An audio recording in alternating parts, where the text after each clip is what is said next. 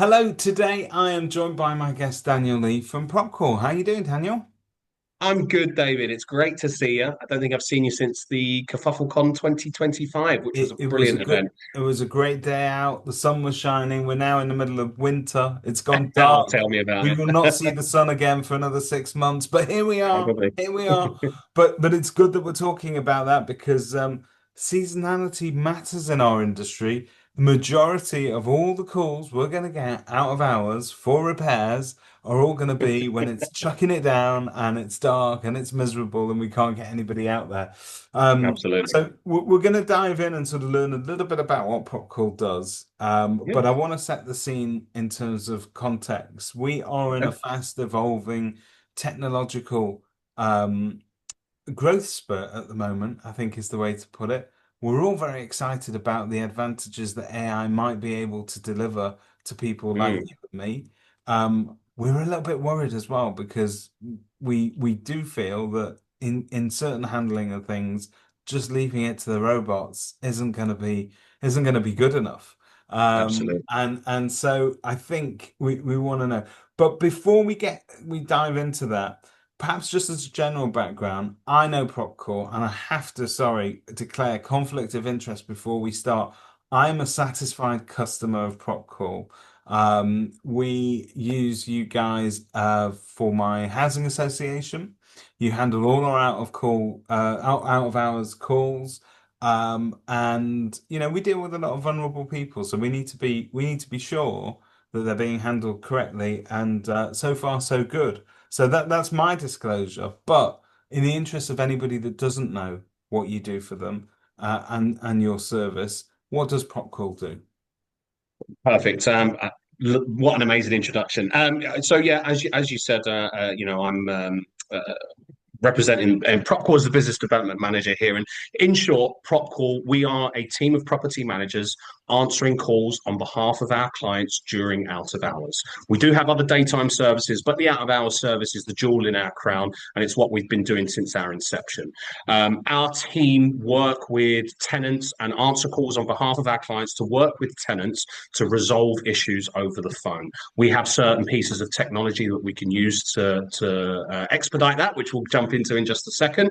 But it's all in the hopes of reducing unnecessary call outs and invoices. We know how difficult it is within the realms of property management when you have to have that conversation with the landlord about an unnecessary call out. So the service is very much geared towards that. However, we do appreciate that getting a contractor to attend is an inevitable part of property management. So when we do that, we always use our clients' preferred suppliers and preferred contractors.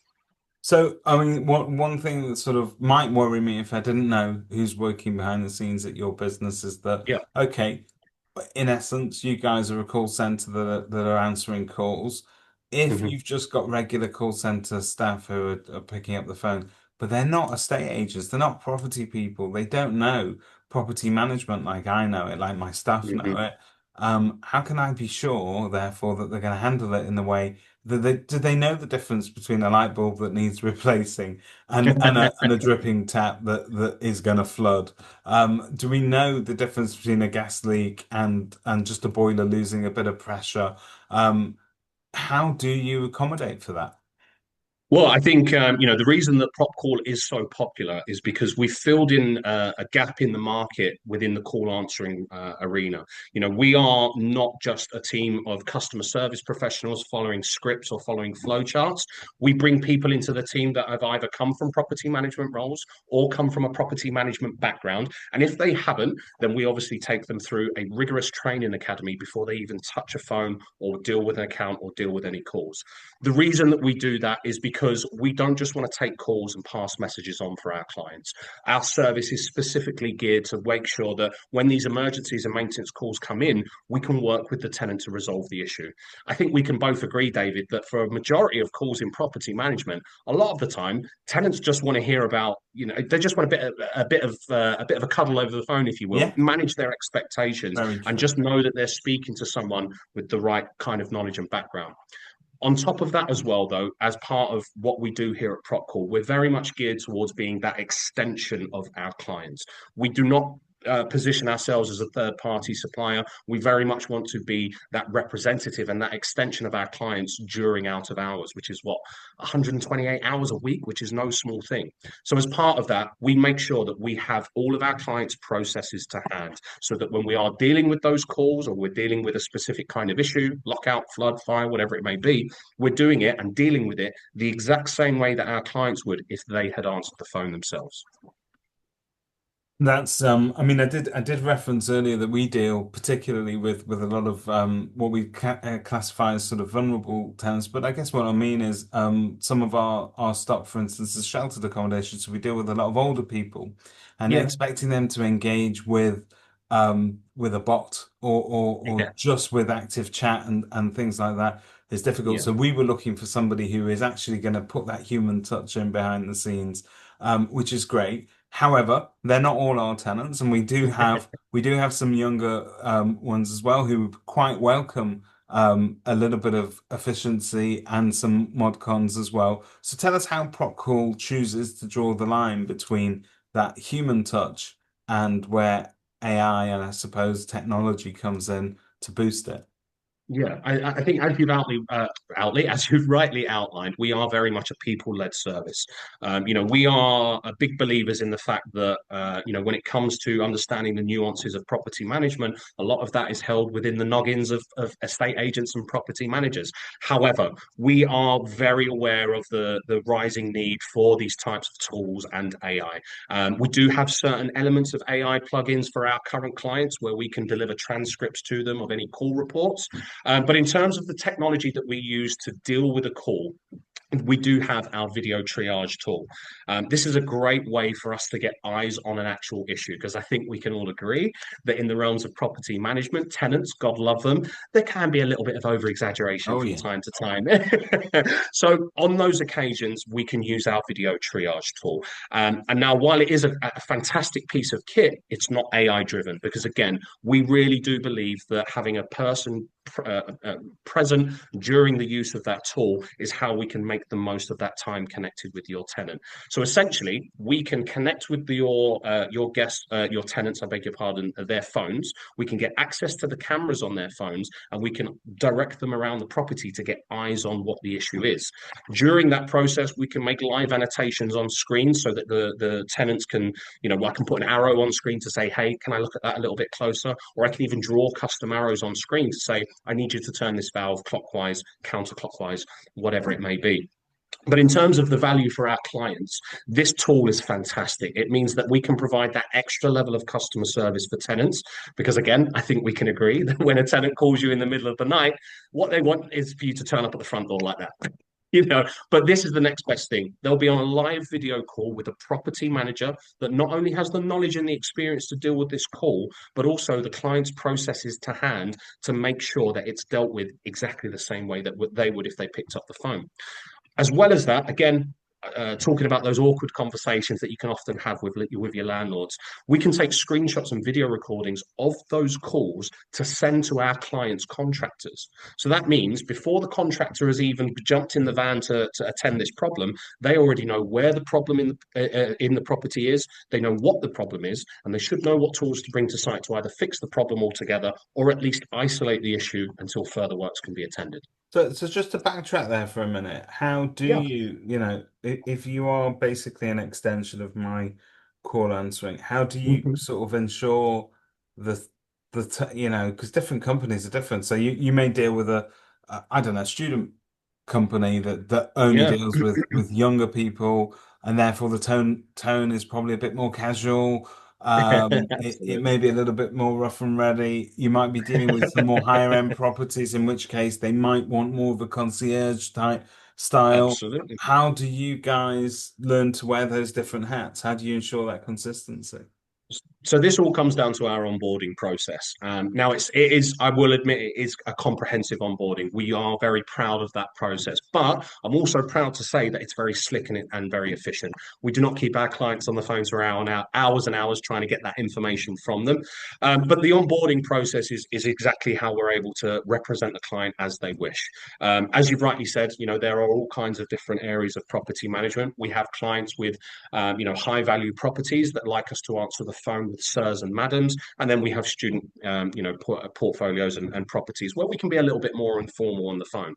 But in terms of the processes and the things that matter, the way that we do that during the onboarding process is we send our clients our standard operating procedures. So as a business, we've developed a document that just dictates how we as a business would deal with a lockout, a leak, a flood, whatever it may be.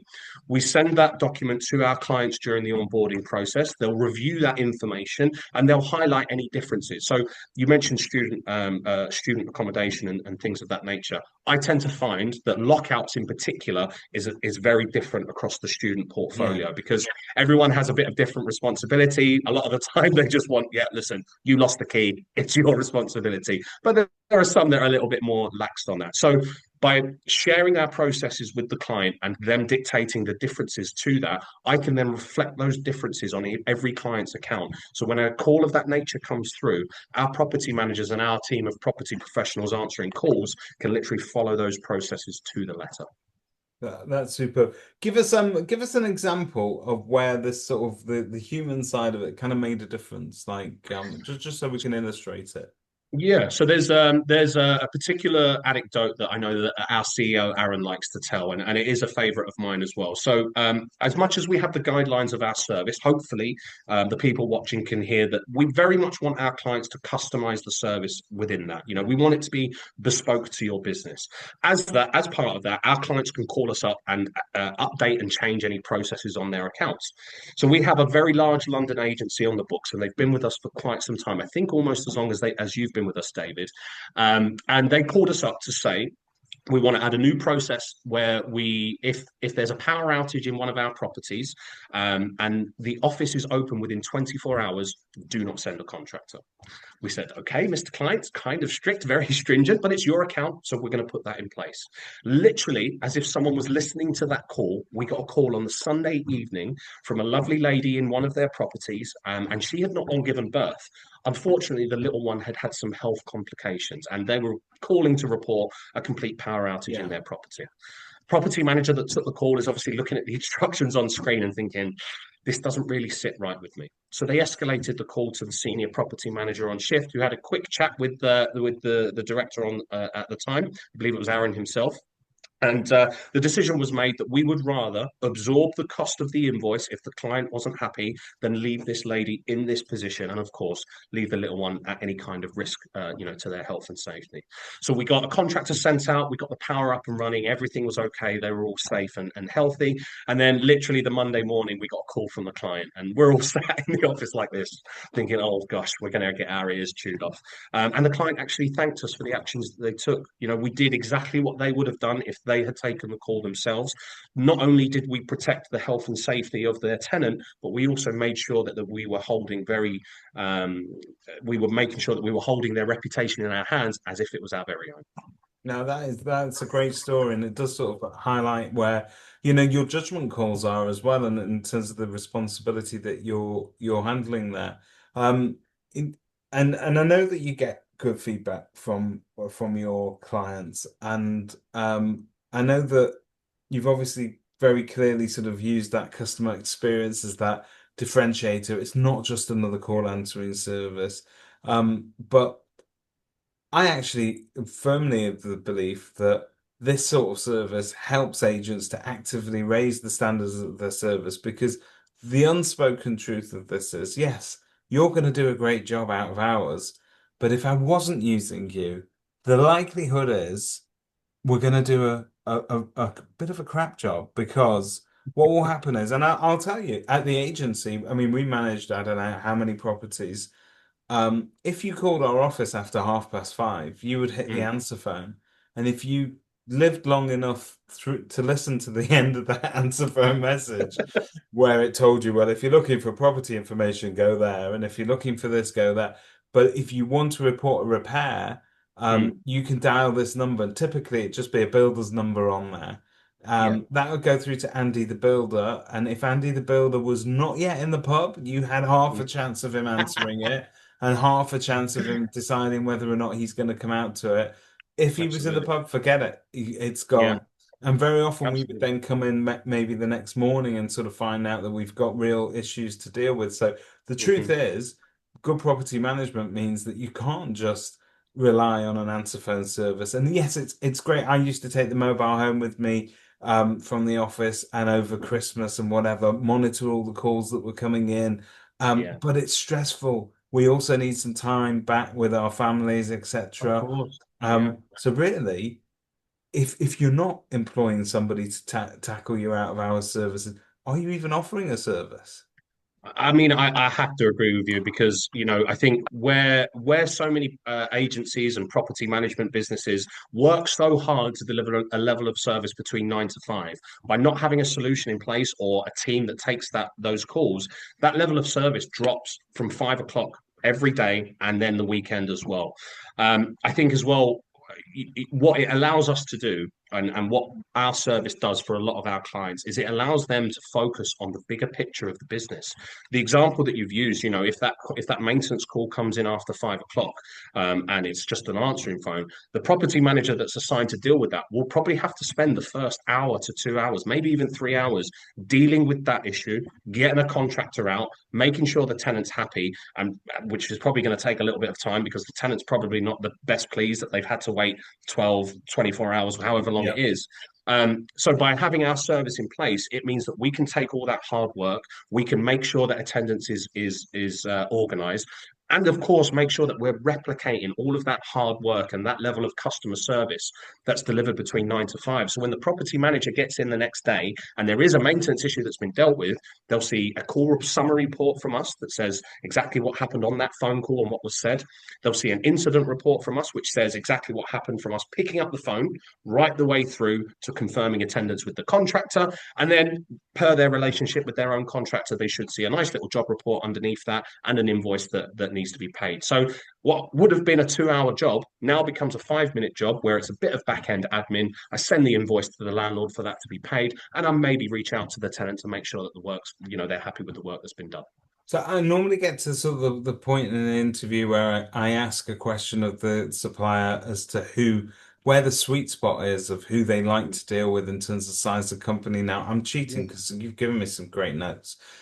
This doesn't all just roll off the tongue, let me tell you. But I'll read this out because to me it was quite striking. You are dealing with some huge names in the industry. Paramount Properties, very well known, Chesterton's, Sage Housing, Urban Bubble, and even the entire John Lewis Build to Rent scheme. I mean, that's huge, right? It's been in the papers. We all know about it. So you're trusted by those big brands. My question to you is, if I'm not a big brand, if I'm just, Billy One Branch, can I also benefit from the same? Are you for everybody? Can a smaller company benefit from Prop Call as well? Absolutely, absolutely. We customize our packages and we make them bespoke to every client that comes aboard.